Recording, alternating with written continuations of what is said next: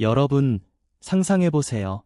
그날 밤에 야근을 하러 간다면, 그런데 그 버스가 가보지 못한 곳으로 간다면 여러분은 두렵지 않으신가요? 거기서 더 무서운 일들이 동시에 벌어졌다고 하니,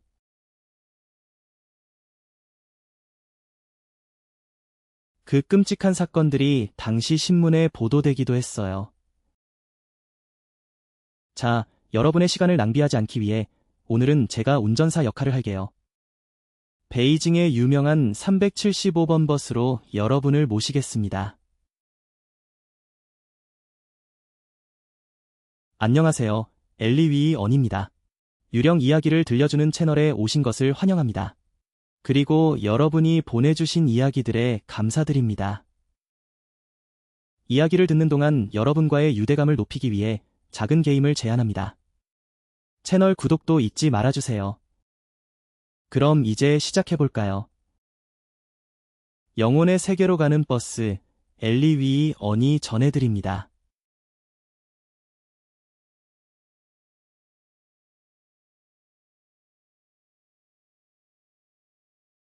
오늘은 베이징의 도시 전설을 이야기해볼게요. 이 전설은 정말 유명하답니다. 20년 넘게 사람들 사이에서 전해져 오고 있어요.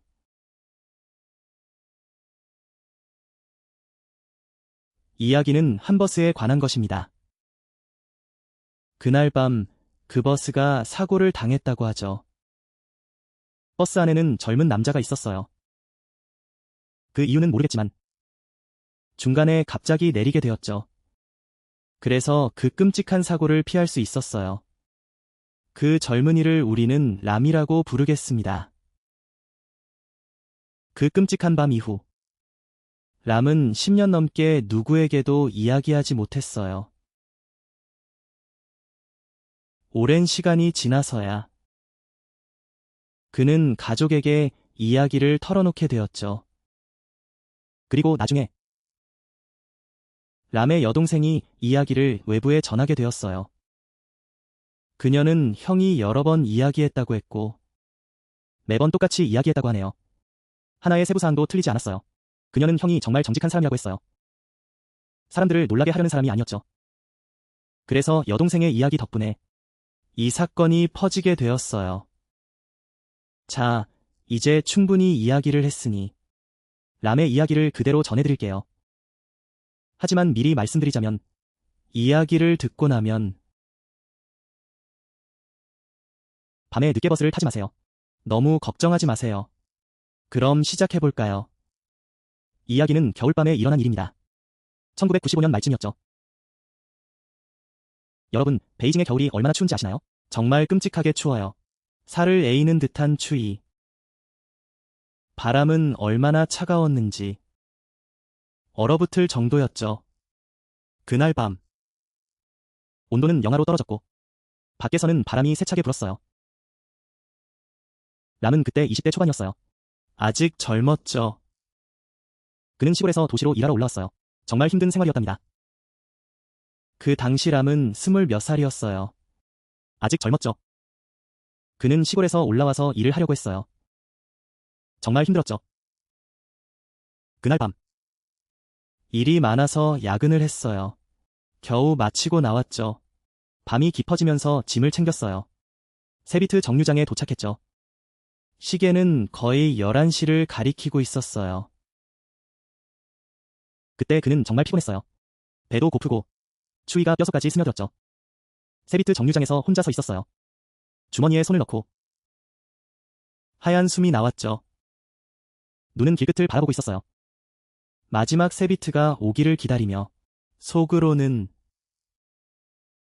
빨리 차가 와서 따뜻해지길 바랐어요. 그리고 자신이 임대해 놓은 곳으로 돌아가서 푹 자고 싶었죠. 그가 기다리던 세비트는 3번 노선이었어요. 7년 동안 들어왔던. 이 번호를 꼭 기억하세요. 3번, 7년. 이 노선은 도심에서 출발해요. 그리고 외곽으로 나가죠. 도시 외곽. 북쪽, 북서쪽. 그 북서쪽 지역은 점점 외진 곳으로 가면 갈수록 인적이 드물어져요. 집들이 드문드문 있죠. 그리고 산이 많은 지역도 있어요. 묘지도 있고 호수도 있어요. 3일 동안 가는 건 괜찮아요. 하지만 밤에 마지막 구간을 가는 건 정말 솔직히 아무리 용감해도 두려워요. 잠시 서 있으면 정말 소름이 끼칠 정도로 추워요. 결국 그는 2개의 노란 불빛을 보았어요. 멀리서 다가오는. 그때 그는 정말 기뻤어요. 마치 행운을 잡은 듯한 기분이었죠. 세비트 375번이 천천히 정류장에 들어왔어요. 문이 열렸고 그는 서둘러 차에 올랐어요. 차 안으로 들어가 차 안에 따뜻한 기운을 느꼈죠. 정말 기분이 좋았어요. 차 안은 그리 복잡하지 않았어요. 몇몇 사람들이 앉아 있었죠. 아마도 늦은 시간에 가는 사람들일 거예요. 야근하는 사람들 같았어요. 어떤 사람은 졸고 있었고 또 어떤 사람은 창밖을 멍하니 바라보고 있었죠. 모두 하루 종일 일하고 지친 모습이었어요. 운전사는 중년의 남성이었어요. 50대 중반의 이야기입니다. 이분은 인상이 참 좋으세요. 딱 봐도 착한 사람이라는 게 느껴져요, 여러분. 그리고 그 옆에 있는 분은 40대 중반의 아줌마였어요. 통통한 체형이었죠. 하지만 성격은 유쾌했어요. 제가 버스에 올라타자마자 자리를 찾기도 전에 그 아줌마가 반갑게 물어봤어요. 돈 벌기 정말 힘들죠. 그리고 밖에서 정말 따뜻한 분위기였어요. 그 말을 듣고 마음이 따뜻해졌어요. 네, 하고 대답했죠. 그리고 돈을 꺼내서 요금을 냈어요. 그 아줌마가 돈을 저에게 주면서 한마디를 덧붙였어요. 너도 조심해. 이 버스가 마지막 차야. 너가 제 시간에 내리지 않으면 정류장에서 자고 있을 수도 있어. 저는 그냥 웃으면서 버스 안으로 들어갔어요. 앞쪽에 있는 자리를 찾아서 앉으려고 했죠. 그때는 모든 게 평범했어요. 여러분. 너무 평범해서 아무런 징후도 없었죠. 무서운 일이 일어날 거라는 예감도 없었어요. 버스는 계속해서 움직였고 어둠 속에서 불빛이 반짝였어요.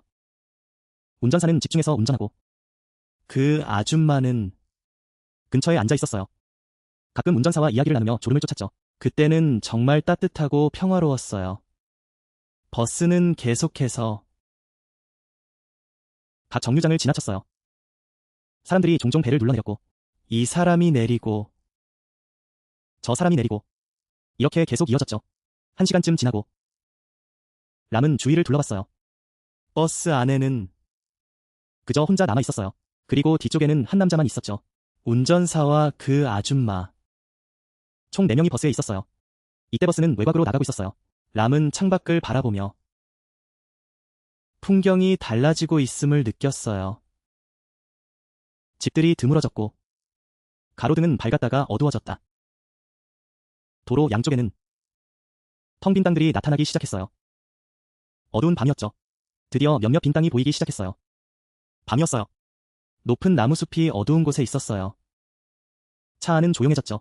점점 더 고요해졌어요. 그 사람은 결혼한 사람 같았어요. 이때쯤이면 피곤했을 거예요. 그래서 대화도 별로 없었죠. 그냥 앉아서 눈을 감고 있었어요.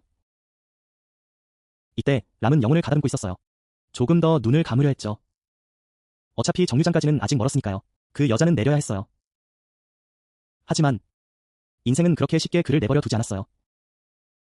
바로 그때 모든 것을 바꿔놓는 일이 일어났어요. 그리고 그 정류장에 도착했죠. 이 정류장은요. 익숙한 도로에 위치해 있었어요. 주변에는 집 하나 없었고 불빛도 없었어요. 그냥 나무들만 있었죠. 이 정류장은 정말 황량했어요. 그런데 여러분 아시나요? 버스가 그 정류장에 가까워지자 운전사가 갑자기 브레이크를 밟았어요. 람은 피곤한 눈을 비비며 창밖을 보니 무슨 일이 일어난 건지. 그 정류장이 텅 비어있는 걸 봤어요.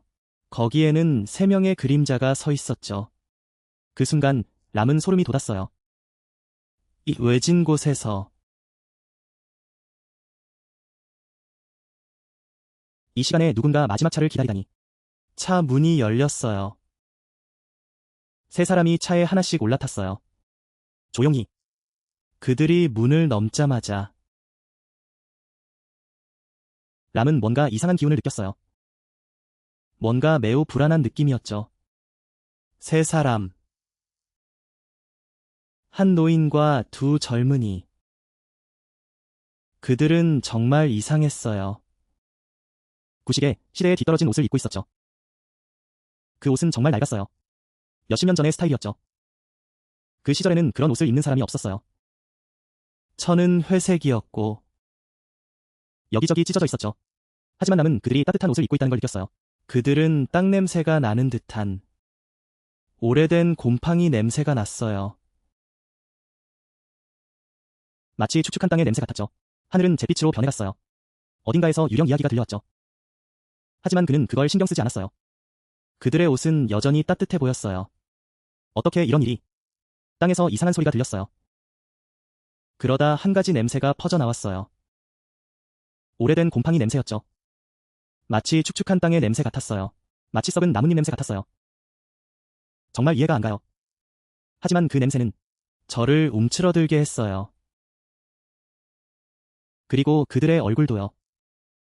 세 사람은 얼굴이 너무 창백했어요. 종이처럼 하얗고 피 한 방울 없었어요. 생기라고는 전혀 없었죠.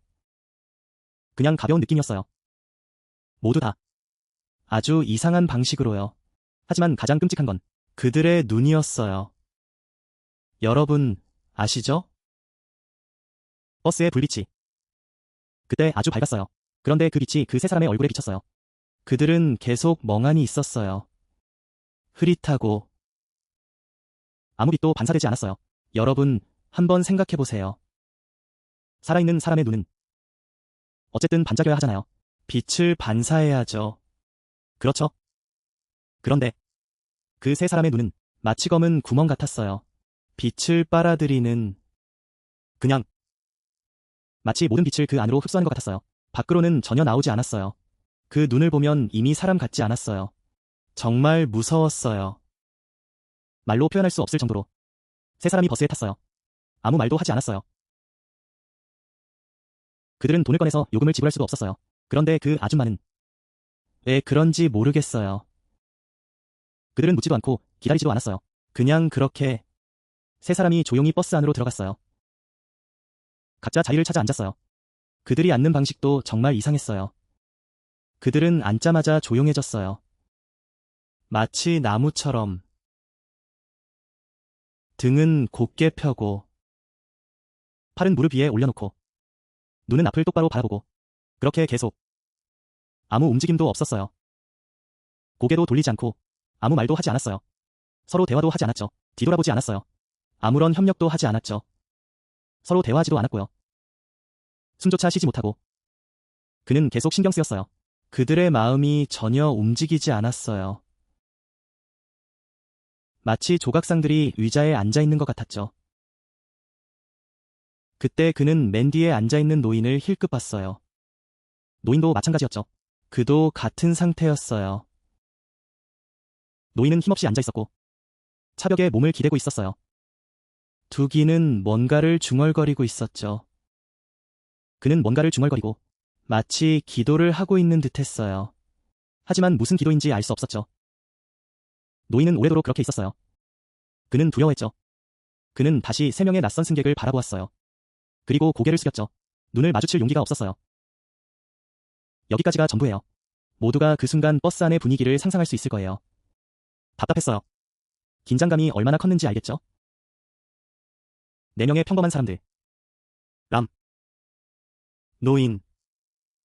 그리고 그 안에 모두 움츠리고 있었어요. 두려워서요. 반면 세 명의 사람들은 그냥 조용히 앉아 있었어요. 차가운. 마치 다른 세계에서 온 것처럼요. 그리고 이 부분이죠, 여러분. 이게 람을 정말로 소름 끼치게 만든 부분이에요. 그는 앉아 있었어요. 앞쪽에. 운전사 바로 뒤에. 그곳은 아내가 자주 서 있던 자리였죠. 그래서 그는 두 사람의 대화를 엿들을 수 있었어요. 그 두 사람의 대화였죠. 사실 세 명의 낯선 승객이 버스에 탔을 때 람은 운전사가 계속 불안해하고 있는 걸 봤어요. 운전사. 중간에 있는 거울을 자꾸 쳐다봤죠. 머리 위에. 운전사가 승객을 관찰하는데 사용하는 거울이었어요. 한참을 쳐다보다가 운전사의 눈이 점점 불안해졌어요. 그리고 운전사. 아내가 가까이 다가오자 그녀가 운전사에게 속삭였어요. 작게 말해. 그런데 목소리가 떨렸죠. 람은 귀를 기울였어요. 그제야 들을 수 있었죠. 그들은 새로 탄 승객들에 대해 이야기하고 있었어요.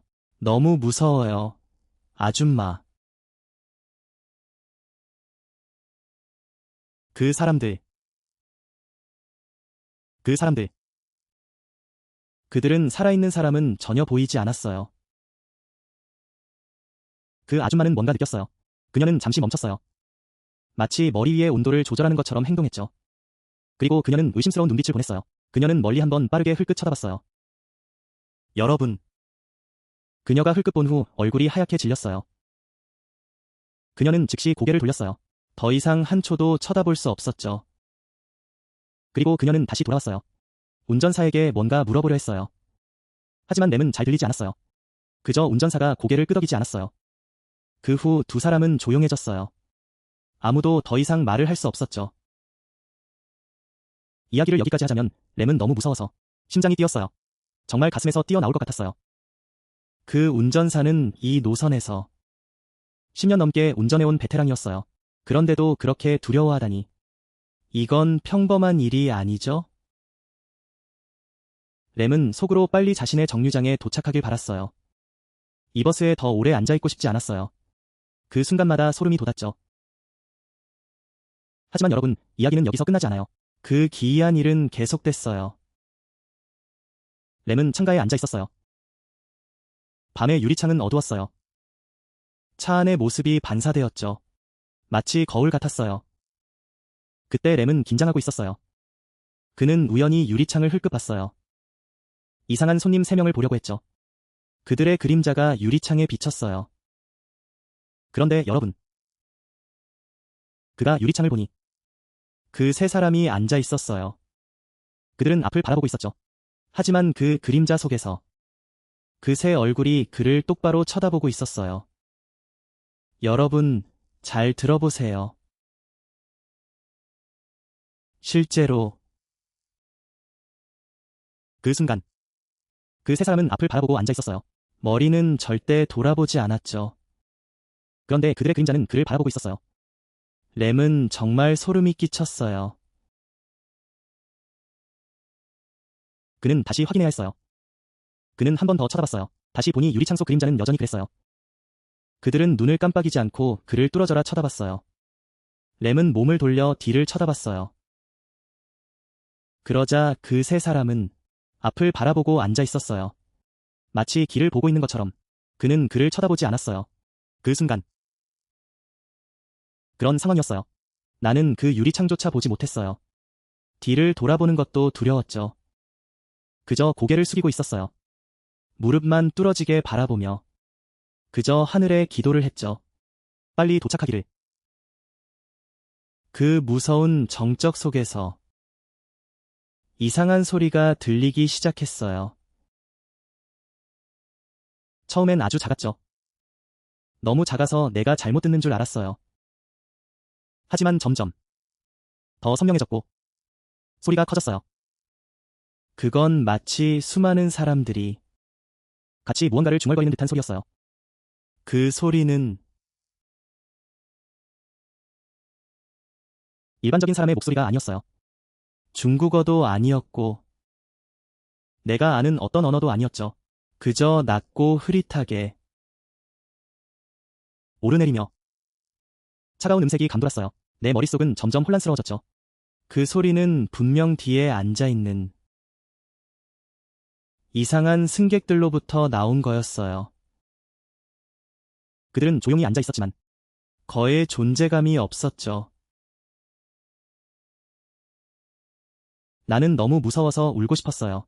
버스맨 뒤에 앉은 노인은 손이 떨리고 있었어요. 기도를 할수록 더 급해졌죠. 그가 나를 쳐다보며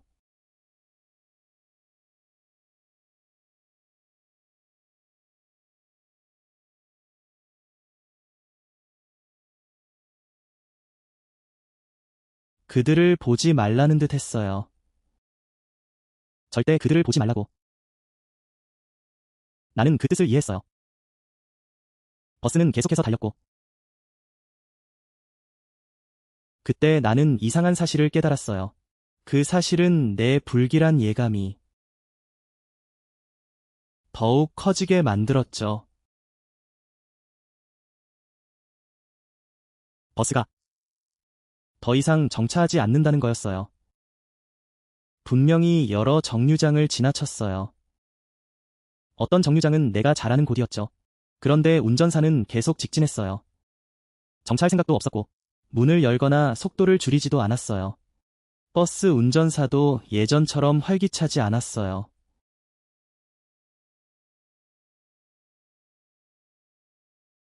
보통 정류장마다 기뻐하곤 했죠. 누가 내릴지 물어보곤 했는데 지금은 그저 조용히 앉아 있었어요. 그녀는 고개를 숙이고 두 손을 꼭 쥐고 있었죠. 그때 나는 정말 불길한 느낌이 들었어요. 앞 유리창 밖을 올려다봤죠. 버스의 앞 유리창. 세상에. 밖의 풍경은 너무 낯설었어요. 전혀 익숙한 것이 없었죠. 양옆은 검은 어둠으로 가득 차 있었어요.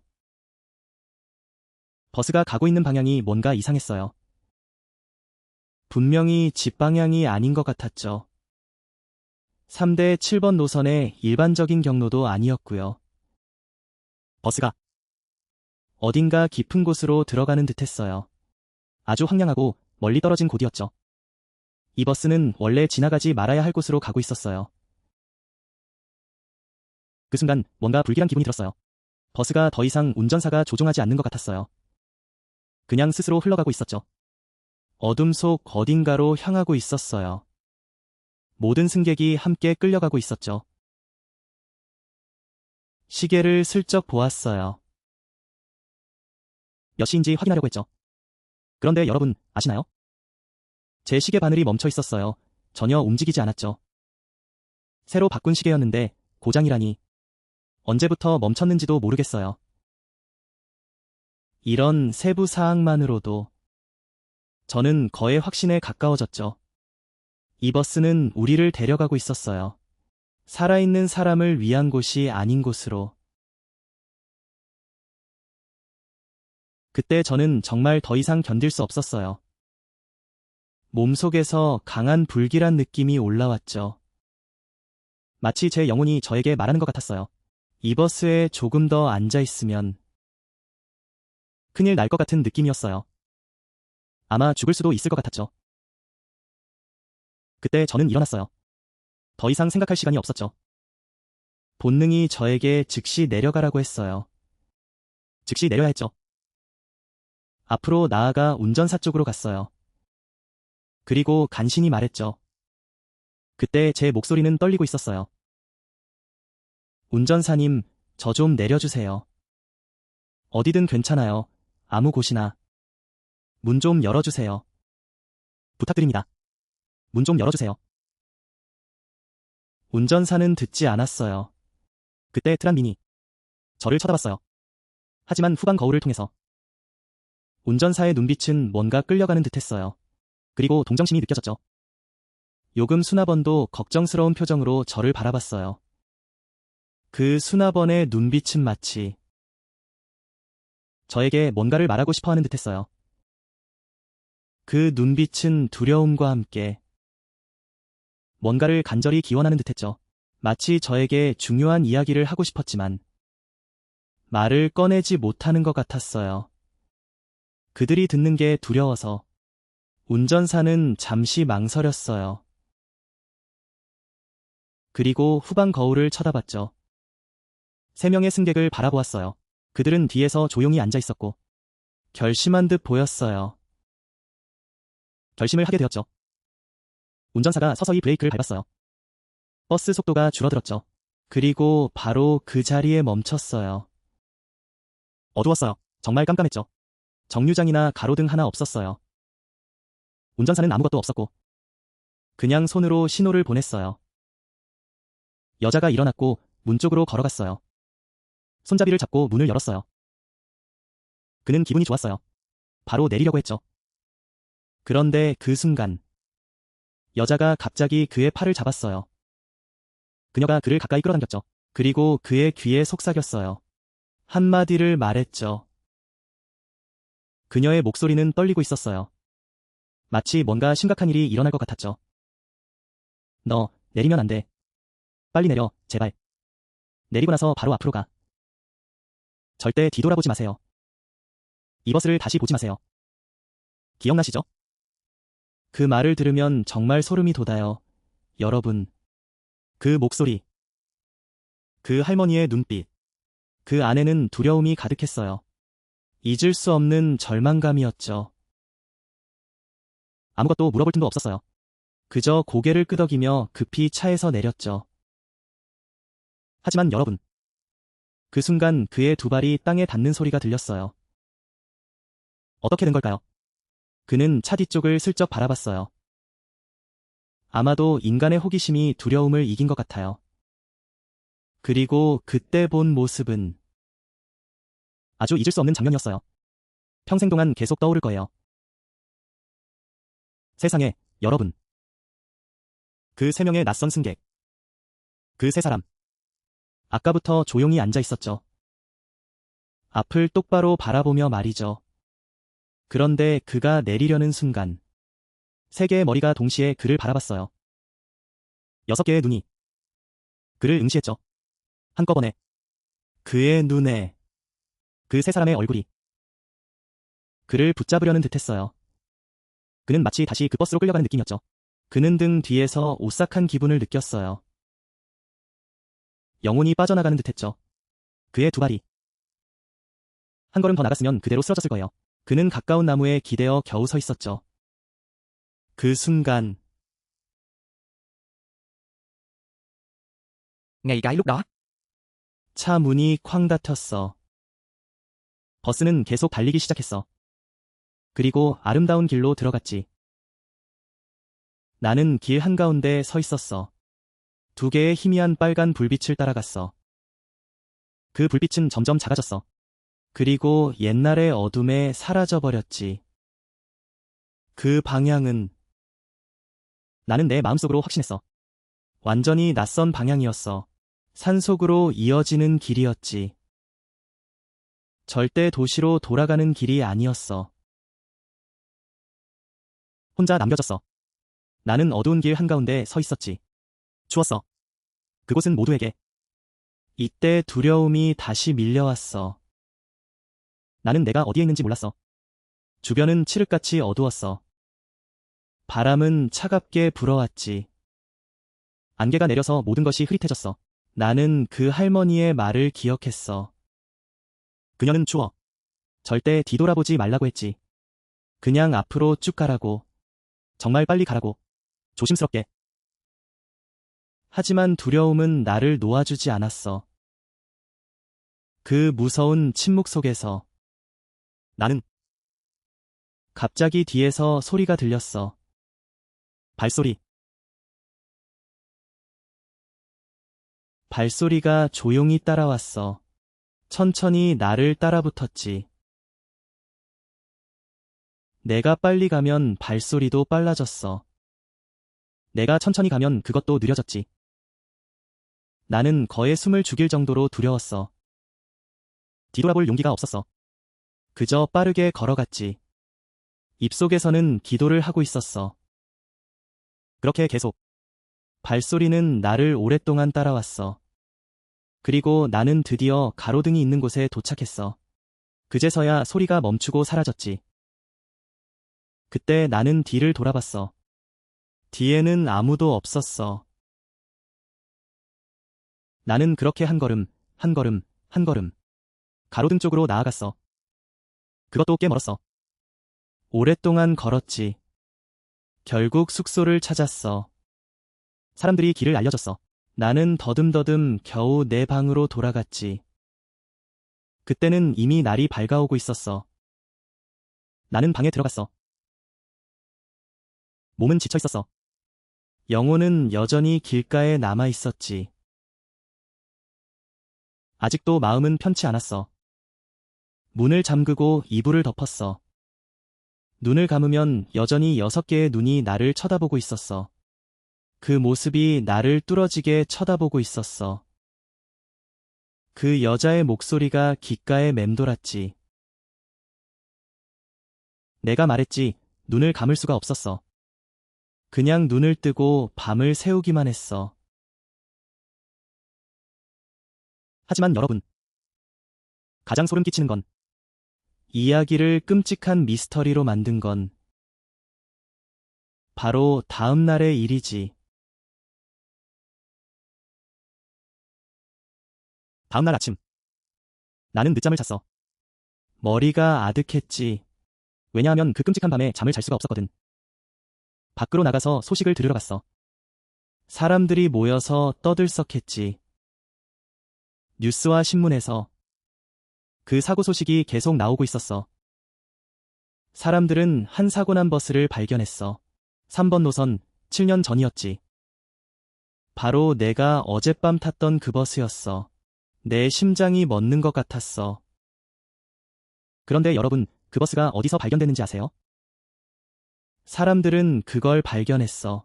베이징 중심에서 수백 킬로미터 떨어진 곳에서. 100킬로미터. 여러분, 생각해보세요. 도시 내에서 다니는 버스가 어떻게 그렇게 멀리 나갈 수 있었을까요? 어떤 이유로 그렇게 먼 곳에 나타날 수 있었던 걸까요? 그곳은 외진 산속의 외딴 곳이었고 큰 저수지 근처였어. 3번 노선은 절대 그곳을 지나지 않아. 아무도 그 버스가 어떻게 그렇게 멀리 가는지 설명할 수 없어. 하룻밤 사이에. 하지만 그건 시작에 불과해. 버스의 상태는 더 끔찍했어. 완전히 불에 탄 상태였지. 차체가 완전히 타버렸어. 검게 그을린 채로 겨우 남은 건 부서진 차대뿐이었어. 정말로 잘 달리던 차였는데 도로는 고요했어. 어떻게 갑자기 불이 붙을 수 있었던 걸까? 불이 붙으려면 이유가 있어야 해. 불꽃이 있어야 하잖아. 그런데 아무도 원인을 찾지 못했어. 다른 차와의 충돌 흔적도 없었고 아무것도 없었어. 마치 그 차가 갑자기 멈춘 듯. 그리고 불이 붙은 것처럼. 그리고 가장 끔찍한 세부사항이 있어. 그 불타버린 버스 안에서 사람들은 세 구의 시신을 발견했어. 아무것도 없었어. 마치 버스가 스스로 움직이는 것 같았고 갑자기 불이 붙어버렸어. 그리고 가장 끔찍한 순간이 찾아왔지. 그 불타는 버스 안에서 사람들은 세 구의 시체를 발견했어. 그런데 말이죠. 그 세 구의 시체는 전혀 타지 않았어요. 하나는 운전사의 것이고, 두 번째는 한 할머니의 것이고, 세 번째는 다른 사람의 것이에요. 그 사람은 누군지 확인할 수 없었죠.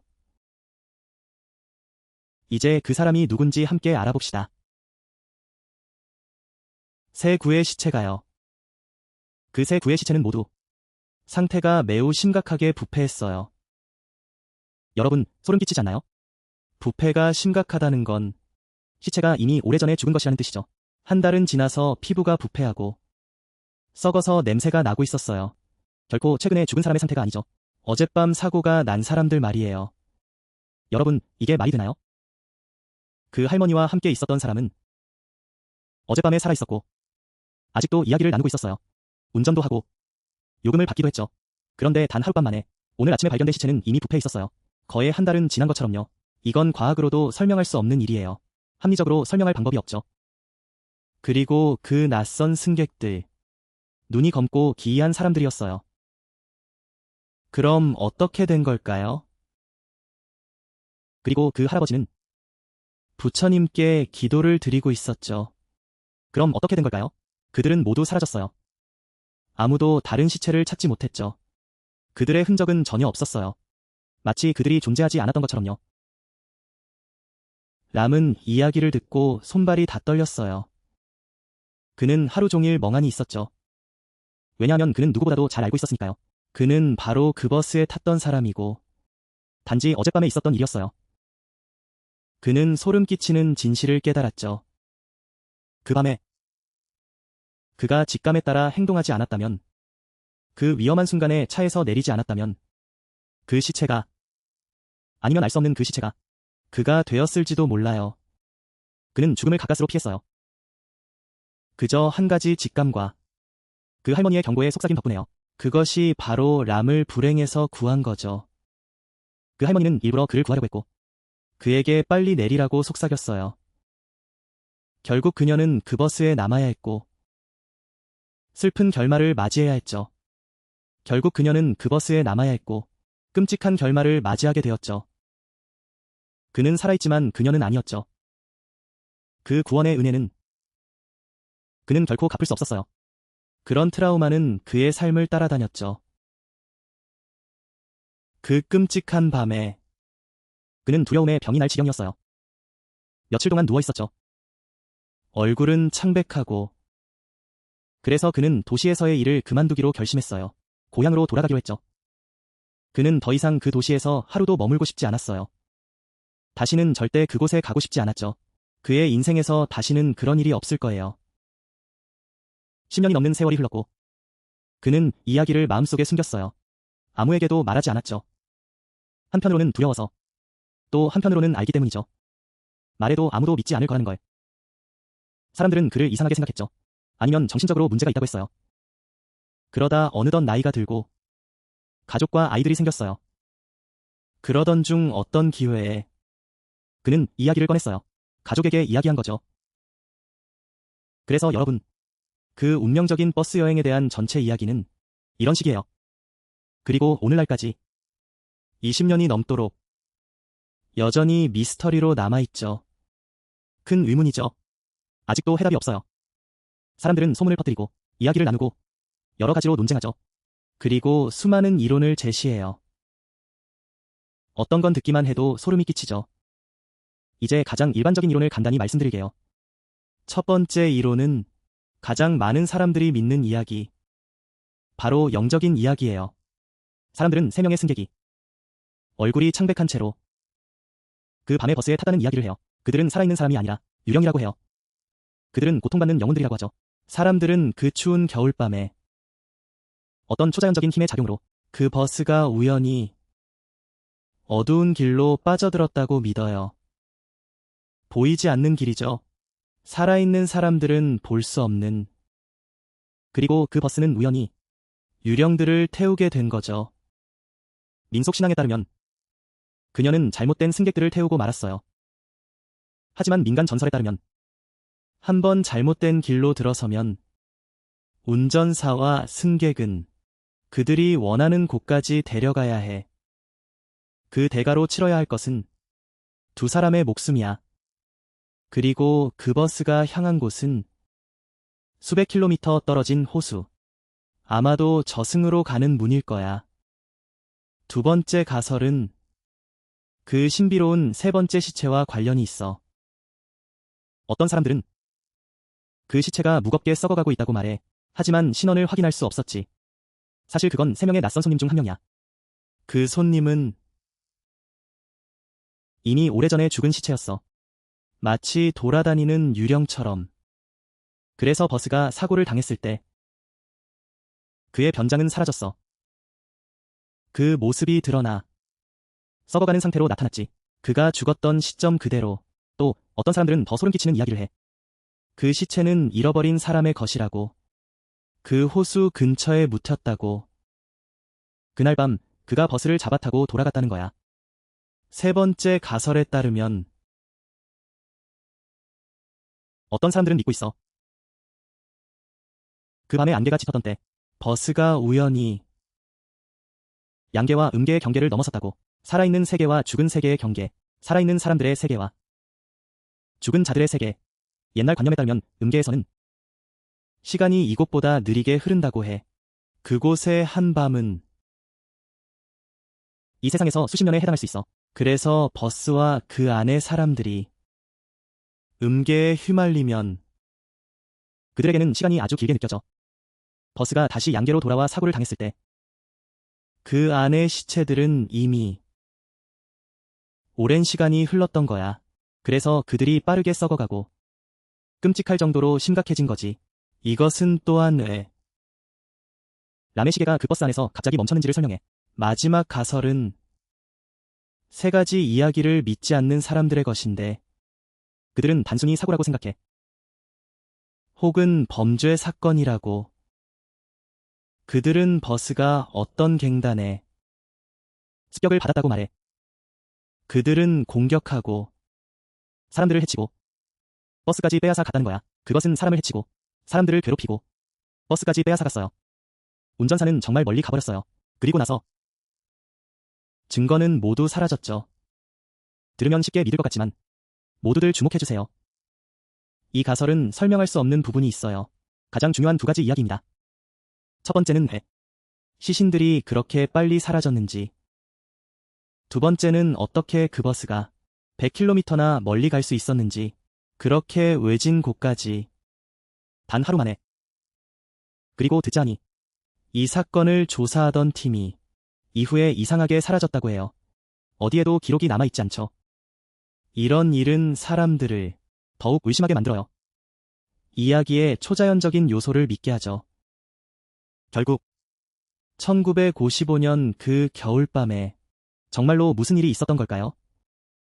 그 세 명의 승객은 도대체 누구였을까요? 그리고 조셉 비트는 그 짙은 안개 속에서 어디로 간 걸까요? 왜 그 버스의 사람들은 이렇게 기이하고 비밀스러운 상황에 처했을까요? 오늘날까지도 정확한 답을 아는 이는 없어요. 여러분, 만약 다섯 번째 가설을 추가한다면 여러분의 가설은 어떤 건가요? 아래에 댓글로 남겨주세요. 함께 이야기 나눠보면 좋겠어요. 진짜든 가짜든 유령이든 사람이든 존재하든 말든 여러분이 스스로 느껴보세요. 이야기를 전하는 이유는 재미있고 신비롭기 때문이지만 또한 그 안에 숨겨진 메시지가 있기 때문이에요. 저는 이야기 덕분에 늦은 밤 혼자 버스를 탈 때마다 혹은 어두운 곳에 가면 왠지 불안한 기분이 드는 거죠. 뭔가 이상한 느낌이 들어요. 모두들 기억하세요. 밤이 깊어가면서 왠지 불안한 기분이 들었어요. 무언가가 이상했어요. 뭔가 잘못된 느낌이었죠. 그러니까 여러분, 기억해두세요. 자신의 직감을 믿어보세요. 조금은 귀 기울여보세요. 그 직감. 사람의 직관은 가끔 정말 예민하죠. 이성으로는 설명할 수 없는 것들을 느낄 수 있어요. 그리고 누가 알겠어요? 바로 그 직감을 듣고 믿는 것이 어쩌면 당신을 구할 수 있을지도. 한 사람의 손에서 마치 람을 구했던 것처럼. 그 운명의 밤에 말이죠. 그렇죠? 자, 오늘 이야기는 여기까지입니다. 이 먼 도시 전설이 듣고 나면 충분히 소름이 돋죠. 희망하기를 여러분이 듣고 나서 다시는 그런 버스를 꿈꾸지 않기를 바랍니다. 모두에게 행운을 빕니다. 밤 늦게 집에 갈 때마다 무사히 돌아오길 바랍니다. 안전하게 가고 오세요. 그럼 새로운 시청자 여러분, 여기까지 들으셨다면 재미있었다면 채널 구독해주세요. 응원해주세요. 좋아요, 공유, 그리고 알림 설정도 해주세요. 이야기가 올라올 때마다 가족 모두가 첫 번째로 알 수 있도록 놓치는 이야기 없게요. 들으세요.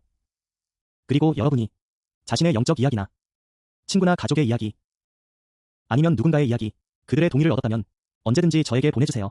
제가 영상을 만들어서 모두와 함께 나누겠습니다. 들으세요. 그리고 지금 안녕히 계세요. 다음에 또 만나요. 들으세요. 그리고 이제 안녕하세요. 다음에 또 만나요.